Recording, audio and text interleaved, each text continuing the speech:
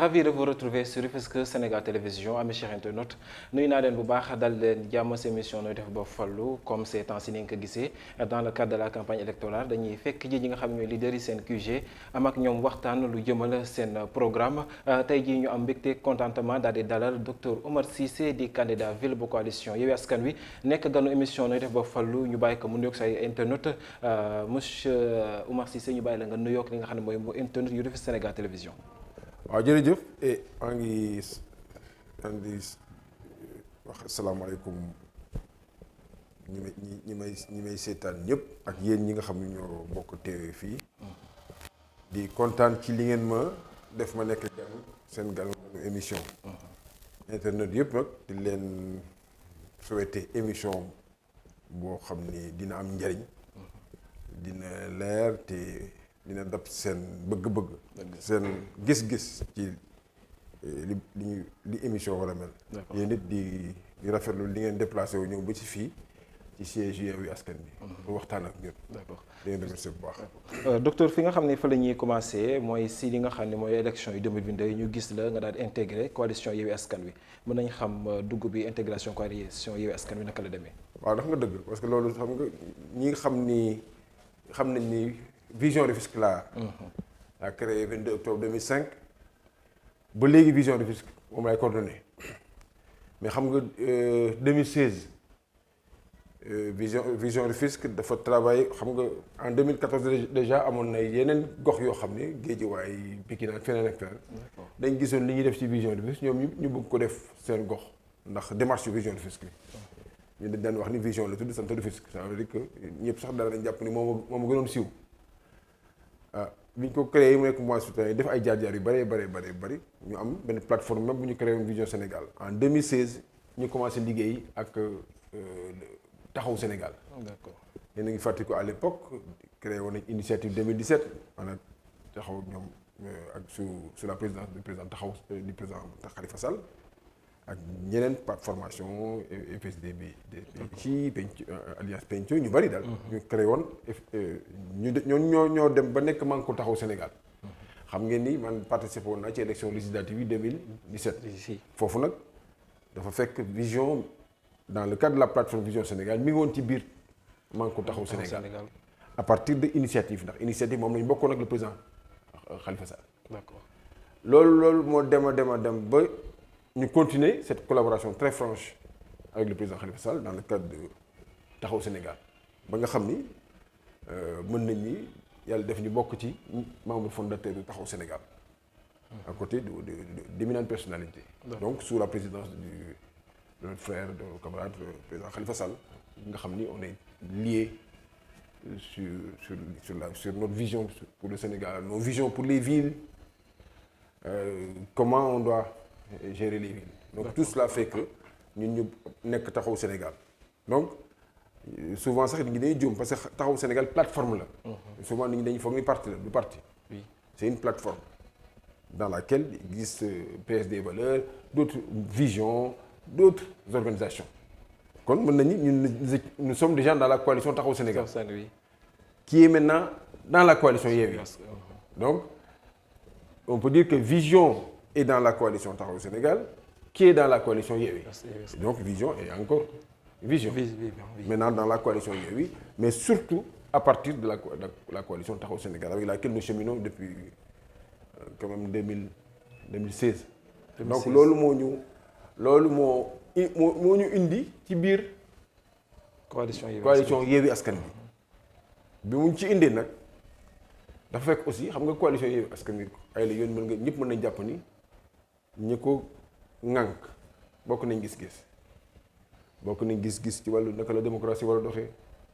bokk nañ gis-gis ci wàllu naka la justice war a tëddee bokk nañ justice ci wàllu naka la ñu war a xeexe guerre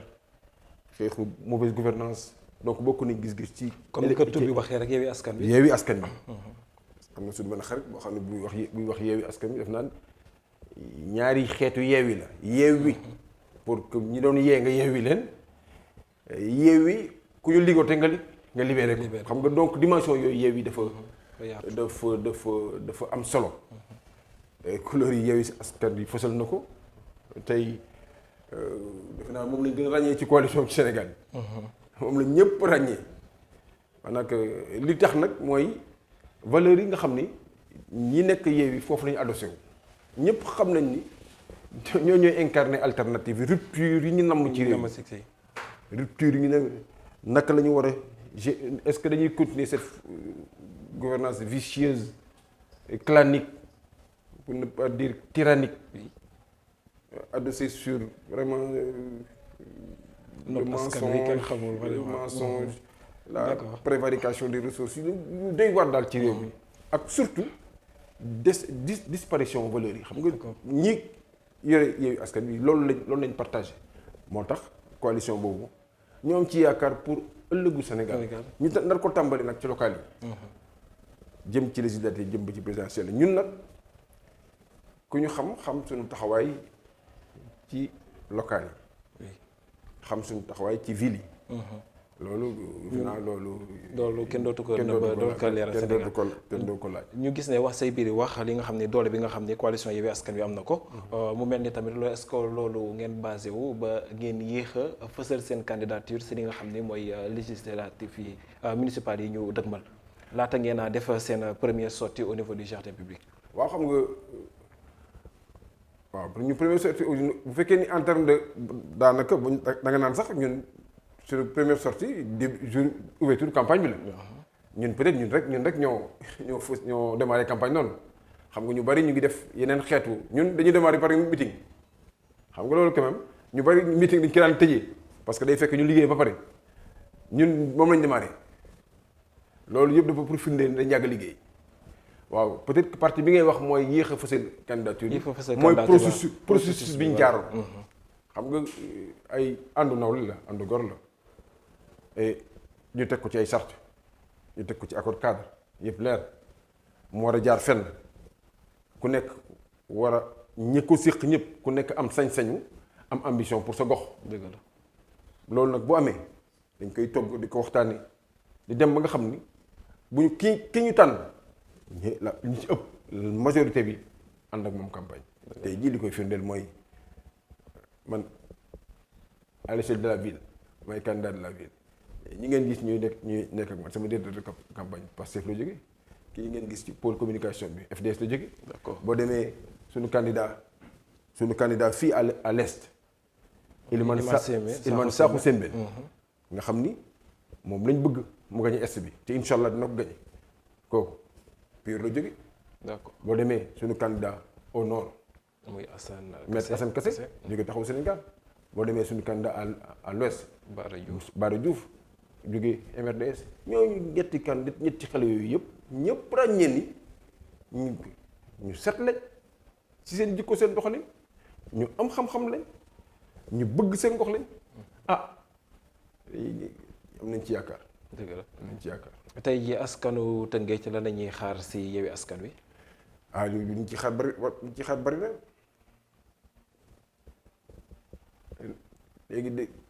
léegi bu may wax sax dootuma waxati sama programme.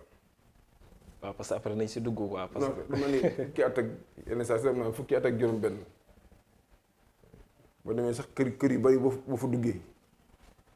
dina néew këru Tëngéej booy dugg doo fekk benn document wu vision. si dina jafe trop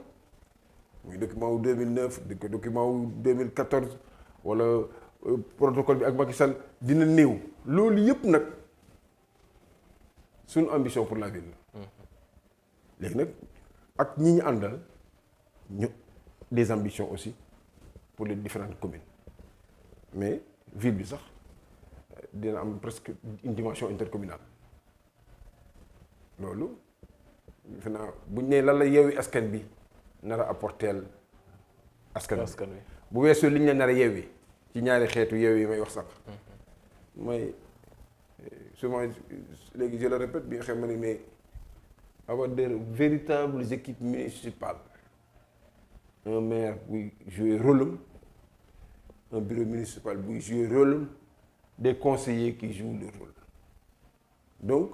ñun dañuy proposer de véritables maires maanaam ñoo xam ni changement total ñoo xam ni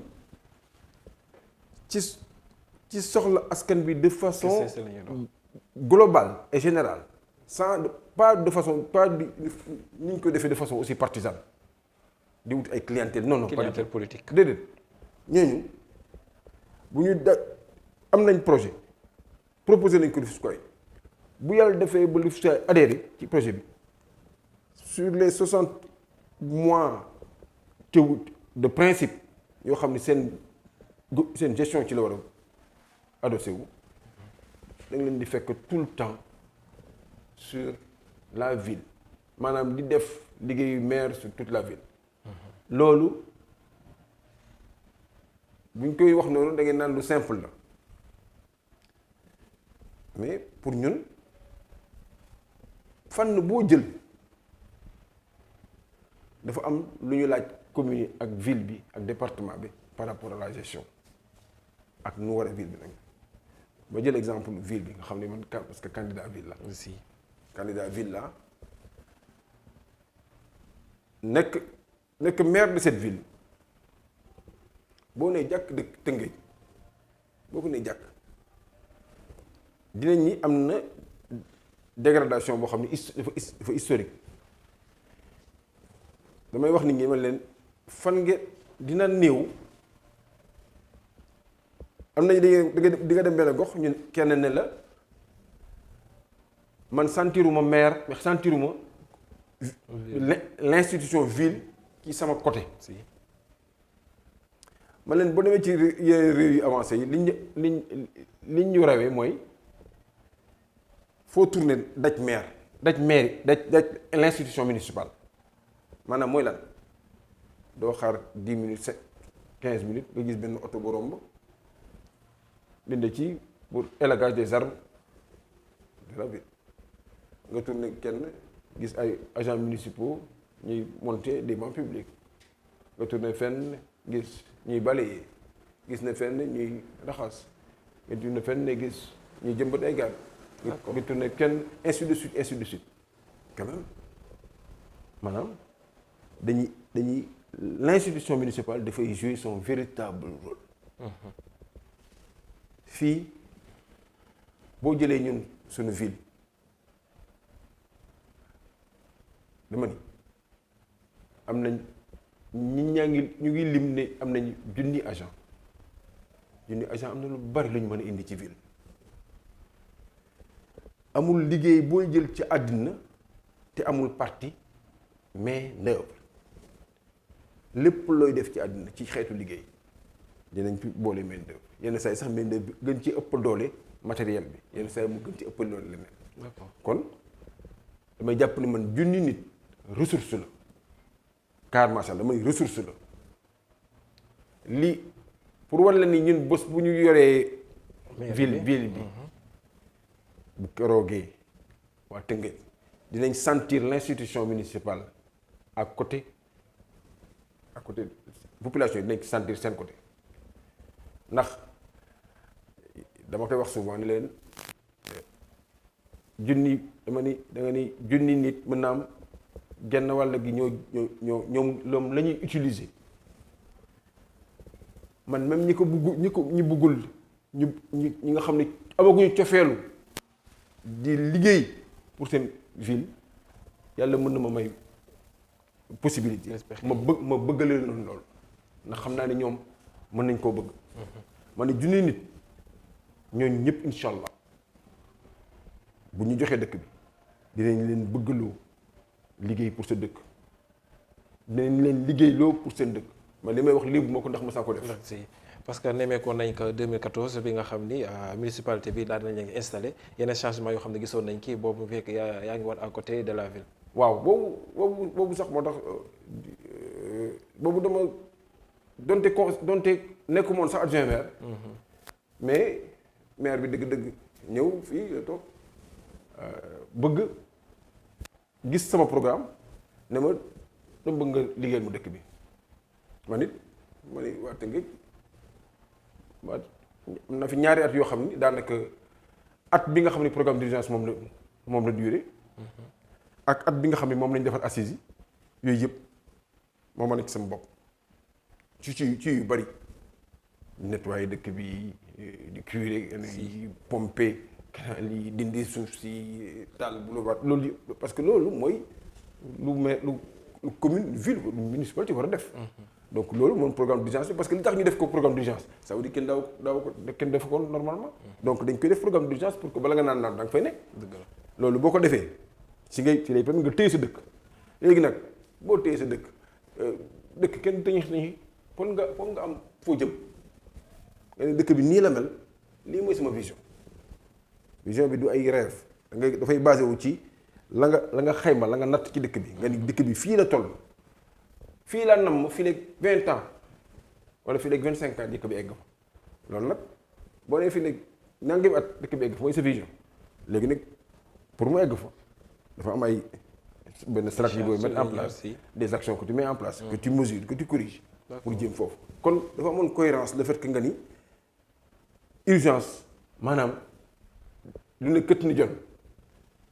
il faut ñu faj saafara yi nga xam ni c'était pressant mais boo koy saafara nag jublu gi nag ci avenir bi former une vision planifiée léegi nag la moo ci des topp ci di ko exécuter di ko mesurer di ko suivre de façon participative avec tous les acteurs donc loolu ci ñaari at a génn wala yooyu doon tëdd moom adjoint maire dama ko yéene woon Tëngéej wan leen ni loolu lu ma leen bëggoon wan d'accord mooy mën nañ changer xarkan mu dëkk bi mu mel ne message boo xam ne daana ko comprendre ñu ko boo xoolee anarchie bi nga xam ne nemmeeku nañ ko si dëkk bi donc tey jii mandat jeex na tey jii boo doon qualifier bilan bi nga xam ne ñi nekk à la tête de la ville def nañ ko nag ngay qualifier seen bilan. non c'est sûr boo xoolee dëkk bi nga xam ne bilan est négatif. li ko waroon xam nga ñun man li ma ci doon gën a yàgg xam nga yenn saa yi am na yoo xam ni du alal rek anarchie bi am ci dëkk bi du xaalis moo ñàkk xaalis moo koy réglé ndax 2015 réglé nañ ko. dëgg la 2015 bi ñu mettre en place dispositif bi réglé nañ ko c'est vrai que état bi jàppalewuñu mais réglé nañ ko li ci desoon rek mooy xam nga à l'époque loolu leer la woon à l'époque bi ñu naan dañuy defaraat toogaay yi ba nga xam ni nit ñi libérer territoire yi. libérer chaussée bi pour dem bi dikk bi ñu réglementer stationnement bi mais lan lañ ci jublu woon mais on était allé plus loin. action boobu mënoon na egg ndax li ci desoon rek mooy amoon nañ ci biir marché bi ay terrain yoo xam ni da nga ko doon aménager rek xam nga marché bi tey jii même bu ñu koy xam da nga ni surface bi à peu près 2,50 hectares. mais ñëpp xam nañ ni yenn saa yi bu la neexee nga verticaliser benn affaire yéegaloo ko ci kaw donc espace yooyu loolu simplement. d'accord pour def ko des espace yooyu demoon nañu ba xam am nañ fi sax ay terrain yoo xam ne parce que 5000 mètres carrés la idée bi mooy loolu parce que boo bu ñu ko aménager woon. en R+3 mais dinañ am parce que dinañ yokk parce que marché bi ci genn wàll gi. ak recette maire bi sax rek day yokkaale. pour la commune di am ay recette mais au moins day ñëw ñu ngi jëlee ci trottoir yeeg ci tali yi dinañ ci mën a installer mais en plus di nga mën a permettre même ay waa Tëngéej yoo xam ne ay jigéen góor ñoo xam ni dañu bëgg louer benn am benn espace commercial boutique ñu am ko dans des espaces yoo xam ne dañu ko organiser. c'est R+1 avec toutes les commodités ay restaurants yi lieux de prière yi ainsi de suite espace les mille loolu yëpp. mais loolu foofu lañ jëmoon et foofu du dara lu extraordinaire parce que ville yu bari def nañ ko boo demee Dakar sax def nañ ko donc même fi ñuy wax ni place mairie bi la dans le passé c'était pas une place doon place su marché bi doon parce que marché mais léegi marché la xat na. débordé na mi ngi dem ba ci route nationale bi il faut trouver une solution changer aussi lii xam xoolal léegi ne boo demee sax mën naa am ña nekk intérieur marché bi c'est parce que kenn nekk fa voilà. d'accord li mu mel nii amul allure ville li ma leen man naa wax yoo xam ni du ci alal maanaam fa la li war a nekk marché ñu def ko marché fa mu yem mu yem fa mu yem fa sinon bu fekkee ne woon ku nekk fa mu yem fa li ñu mën a aménager ci biir pour verticaliser marché bi ñu def ko loolu aussi simplement que ça du rek dara lu extraordinaire. d'accord bu ñu ko defee dañuy yokk surface marché bi permettre ñi nga xam ni nekkoon nañu daan seen doole ci trottoir rek tali yi ñoo am fa espace pour liggéey permettre doomu Tëngéej ñu am fa espace pour liggéey donc loolu possible na mais bu ñu ko defee ba pare nag exercer l'autorité réglementer dem bee dikk bi mais non dëkk même stationnement bi même le fait que ñenn ñi di wàcce seen marchandise am na ay heures fixées pour ñu wàcce marchandise camion de marchandise ñëw fa bu ñu demee ay camions yoo xam ne dañu ñëw ci grossistes yi mais am na ay heures yoo xam ni tard dans la nuit ñu organiser ko mais loolu du dara lu extraordinaire te gis nga tey jii nee ngeen ba ñu defee loolu da ngay toll ci fële di gis dëkk bi nu war a fete si ni ñu ko tracé ni yoon yaatoo ni nga mën a gis géej suñ ko defaatoon mu am loolu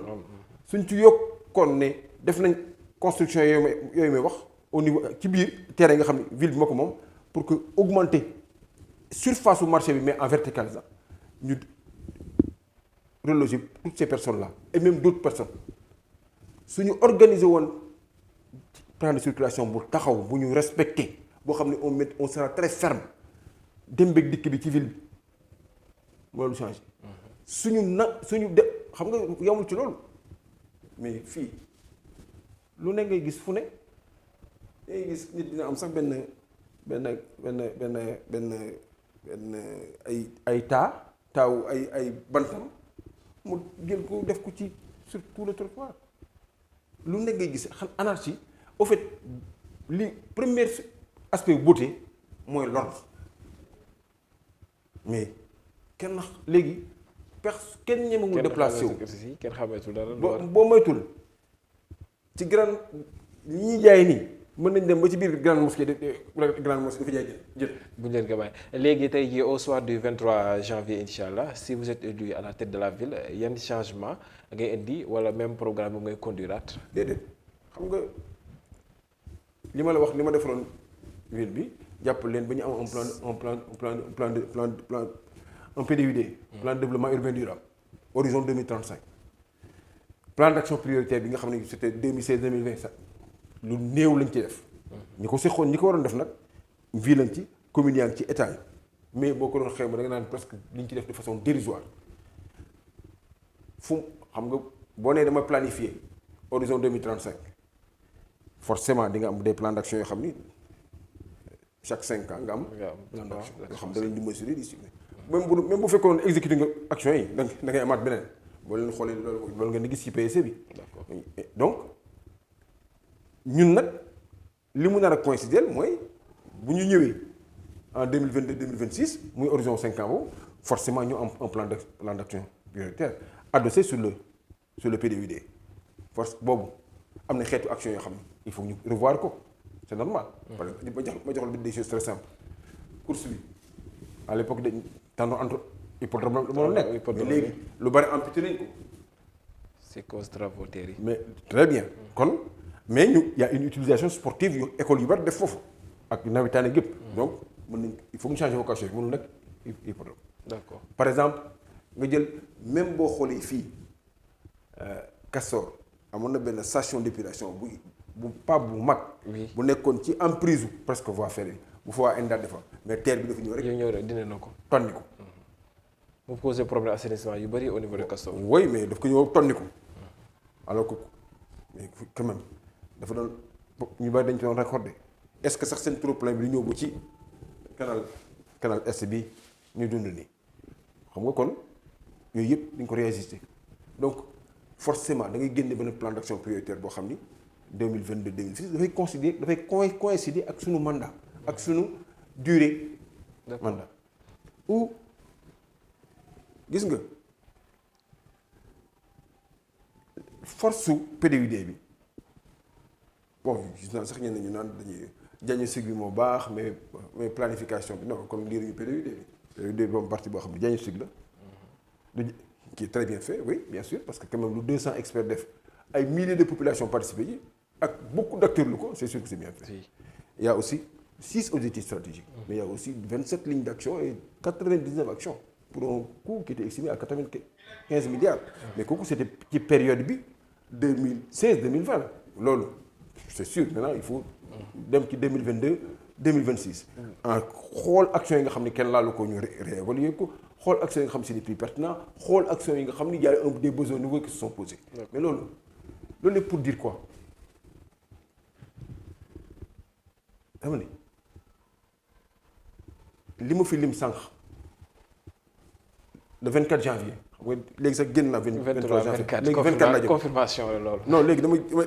génn 23 mais léegi maa ngi ci 24 parce que 24 ma nekk maire. maire de la ville. lim naa fi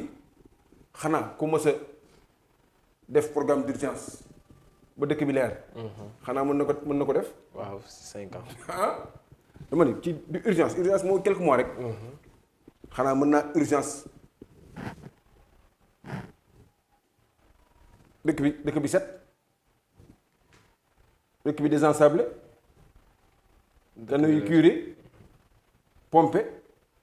dindi désordre bi anarchie bi xanaa loolu waxuma fa je parle pas de milliards là je parle xanaa loolu mën naa ko def. te loolu su boo ko defoon rek tey loolu moo lay permettre nga prendre en main la ville nga territoire dañ koy jël en charge ça veut dire que boo tey jii étape par étape bu mënoo nga démarrer sa action sur la ville. pour dama ni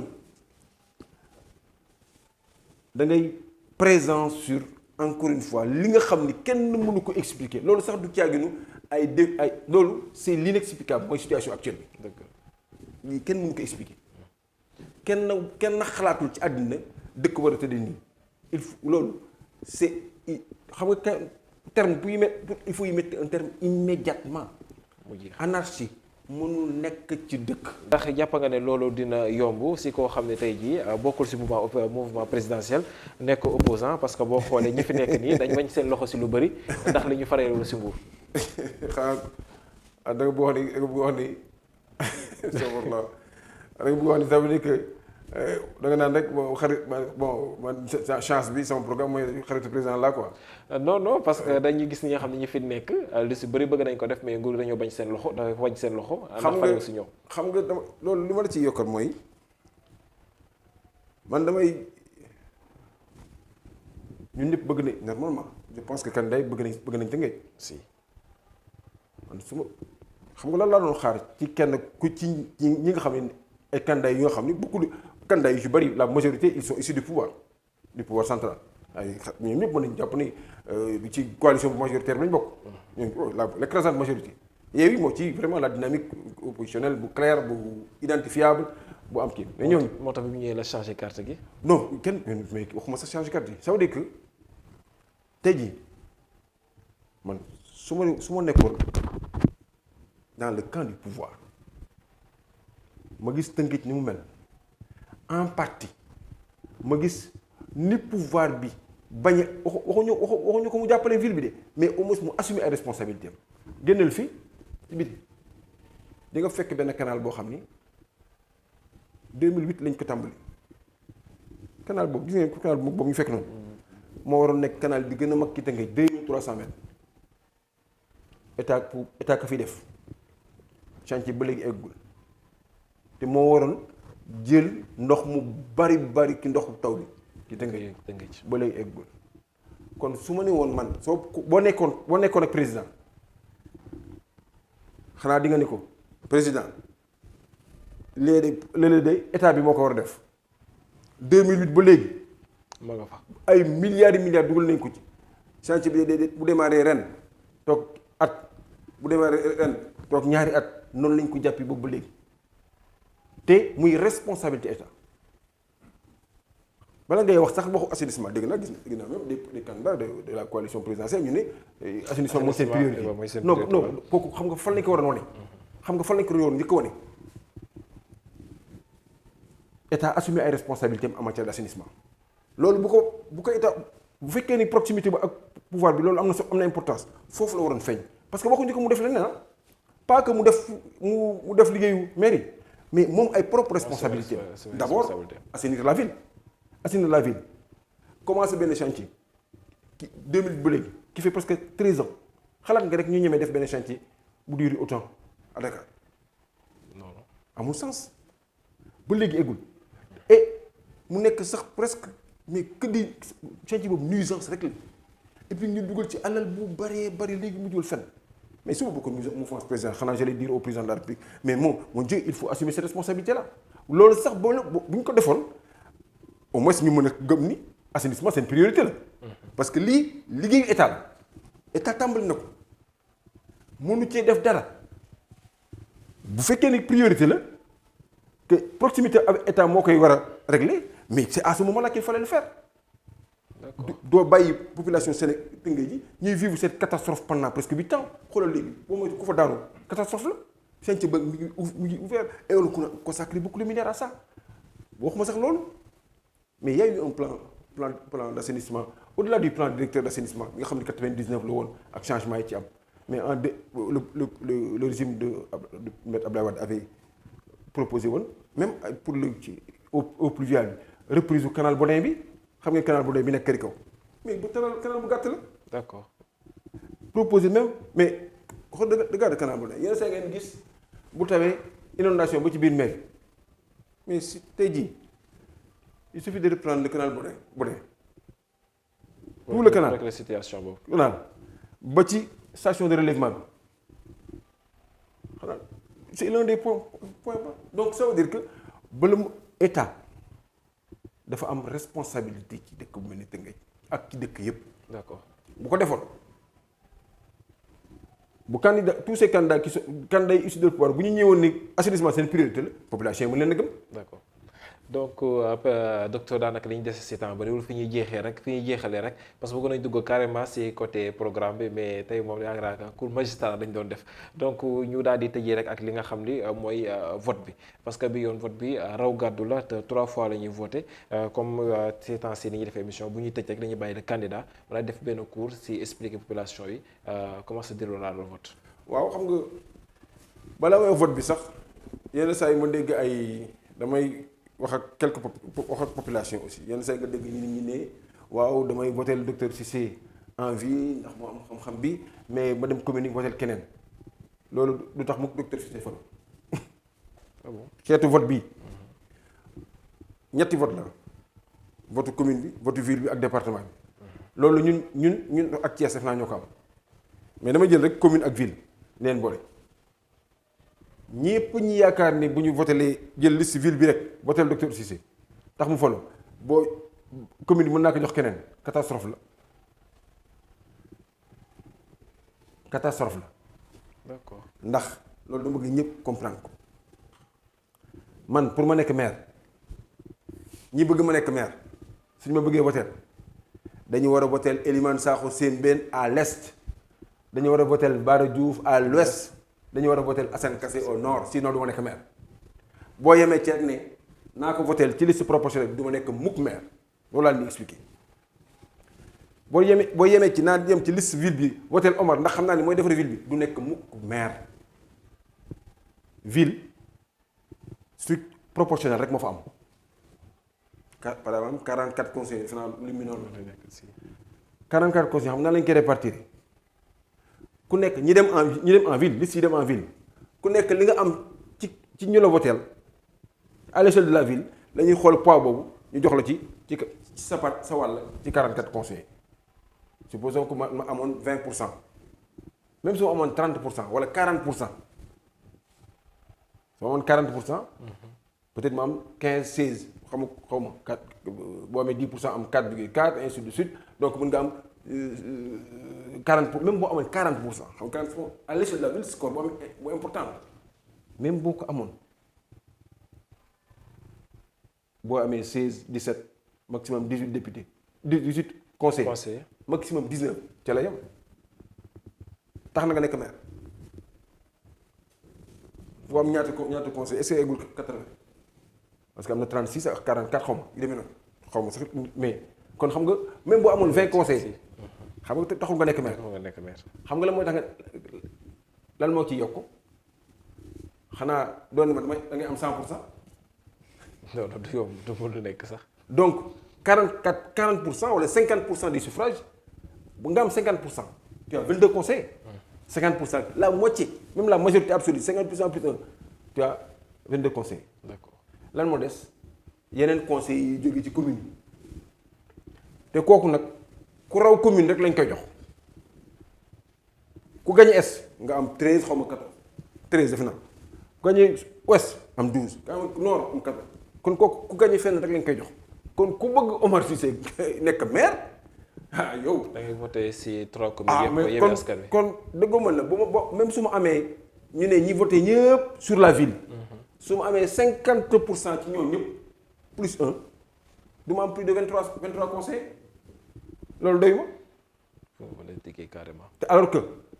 bu nit ñi jàpp ñi bëgg Omar Cissé nekk maire bu Tëngéej bu ñuy voté Elimane Sakho Sembène à l'est mais bu Elimane gagné rek am naa fa déjà 13 conseils. bu Bara Diouf gagné rek am naa fa 12 conseils du 25. déjà ñaari gagné yooyu rek indi la 25 conseils. alors que bële 50% waa dëkk bépp genn wàllu waa dëkk yi voté ma sur la liste de la ville. il faut que loolu mu gën a essentiel actuellement li ma bëgg communiquer. D'accord. ñëpp ñi bëgg docteur Oumar Cissé nekk maire de la ville de Rufisque au soir du 23 janvier 2022 li ñu war a gën a bàyyi seen xel mooy loolu pour mu mën a am il faut que Elimane Sakho Sembène gagné élection yi à la commune de Rufisque Est incha allah moo nar a am te ñun dina ci liggéey pour loolu am. Il faut que Bara Diouf gagne l'élection à l'ouest, il faut que Maître Assane Kassé gagne l'élection au nord. Looloo gën a yomb wala nga ñu jël ñaari ma gagne ñaari. D'accord. beneen bi léegi nag loolu peut-être c'est vrai que boo gagné ñetti commune ñëpp yaay aussi ëppale ci proportionnel bi mais damay bëgg ñu bàyyi xel ci loolu yenn saa nga dégg ki naan kii laay jox kii ma jox ko kële déedéet entre la ville ak commune mënul ne. D'accord. Même ñi koy defal yeneen parti mënul ne. doo fayal soxla kenn. donc man voté ñoo rek rang ba sonn ñoo ne yow laa voté en ville ma ne la commune loo def nga ne ma commune kat dama ko jox keneen rey nga ma. rey na la ngoog. rey sa bopp tamit. dëgg la rey nga ma rey sa bopp. ndax li nga namoon du am. dëgg la vote bi aussi. il faut que ñu teel koo def. oui surtout loolu. xam nga lu tax ñetti vote la. xam nga kon dina yéex. liste yi tamit bari nañ mu gën a yéex encore te loolu en général parti au pouvoir daf ciy profité pour que nit ñi nga xam dañ ñëw di voter rek xaw a xaddi. moo tax dama ni bu ci kenn xaddi. ku bëgg abréger souffrance su ville bi ak ñun ñi ak nit ñi bul xaddi. dëgg la. parce que toog lu mujj mët ci temps nañ ko jël ndax sonn 5 heures de plus moo gën sonn 5 ans de plus de leer. parce que toog 5 ans di jàmbat yooyu yaa ngi may mat xasaw na dem beeg dikk bi lënd na am na insécurité dama ni dund loolu juróomi at yokk juróomi heure xaar dugal ci mbañ gàcc ji ki nga yaakaar ni moom dina fa saafara loolu yëpp def naa loolu moo ëpp rendement mais waaw metti na dem naa ñibbi waaw lu gën a métti lay xaar na. dëgg la si 5 ans yi di ñëw ci diir bu gudd. nga docteur ñu lay jaajëf bu baax daanaka waxtu bi jeex na rek nga daal di tàggatoo ñu daal di tëj. di la remercier di kontaan ci initiative télévision bi. ndax aussi dañuy kontaan ci suñu dëkk xam nga suñu dëkk kenn du ñu lim mukk ci lu xam nga dëkk bi yooyu yëpp la ñu war a saafara. dëgg la kenn du ñu lim ci fu ñu jëlee paie xanaa li ñu compte ci bi ñu amee loolu sax maa ngi vraiment comme Teungueth FC liggéey au moins permettre ñu commencé ñu lim ci ay victoire. li ñu dégg. yéen xeetu initiative yi dina tax ñu ñuy boole ci ay victoire ñu ne foofu de kon moo lay wan ni ay Teungueth ay doomam du ñu yaafus de ni ñu yoree cadre bi rek mooy yaafus dégg nga état ak ville ak commune ñoo ñooy yaafus mais population yi ñoom yaafus moo tax di saluer seen initiative di rafet li ngeen ñëw waxtaan ak man nga xam ni maay candidat wu Yewwi Askan Wi à la ville de Rufisque. ñu yàggoon ko bëgg lool naam jot moo amul woon rek. waaw mais macha allah yéen ñëw ngeen sax moment bi ngeen moment bu baax parce que ñu ngi ci à mi-parcours ci campagne bi tey sax dañu après bi xam nga week-end bi gis ngeen te li ma leen di gën a ñaax aussi mooy yéen a ci wàllu presse. dëgg la jéem leen doxe leen rek éthique ndax te ngëj yéen bu ma leen nettali dara journaliste yi mercenaire dañ fi bari si da ngay gis sànq rek benn xaw ma wan journal xaw ma Walf Grand Place ñu ne caravane docteur Cissé dañ ko tere mu dugg coxo man dem moon coxo du may tere mu dugg coxo man samedi maa ngi dem Guy Murit jóge fa dem Sanca Ba jóge fa dem HLM tëj ñëw romb ñibbisi dimanche ma dem Arafat jóge fa dem Daaru Rahman Cité Jaraaf dem jokkul miki loolu yëpp waaw loolu nag laa ni yàlla na ci yàlla musal amiin amiin ndax ay jullit lañ nit du sos éthique mooy nit bu loolu bu dañee ci moom dara def ko ñu koy remercier bu baax moom docteur Oumar Cissé nekkoon ganu émission nooy def ba falu di remercier bu baax équipe technique bi ra coordonnateur Max Prodio ak Baye ak Kile si caméra bi di la jóg di daje à très bientôt si beneen numéro jërë ngeen jëf